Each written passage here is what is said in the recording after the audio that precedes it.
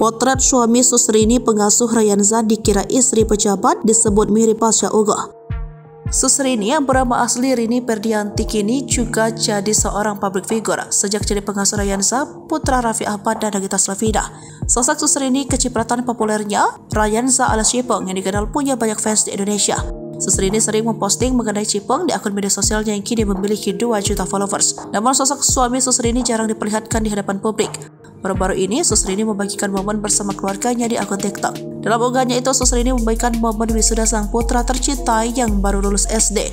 Sang suami pun turut hadir dalam momen tersebut dan ikut foto studio keluarga. Susrini melakukan foto studio usai putranya wisuda dengan background warna biru. Dirinya menggunakan baju batik yang sama dengan sang suami yang juga memakai baju dengan motif yang sama. Sedangkan sang putra tampak ganteng mengenakan setelan jas. Foto suami Susrini di postingan tersebut menjadi viral dan menuai beragam komentar karena ketampanannya.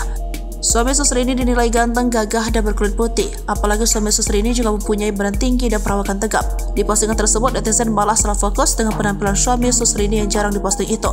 Bahkan tidak sedikit yang mengira suami Susrini sebagai pejabat dan juga istri pejabat.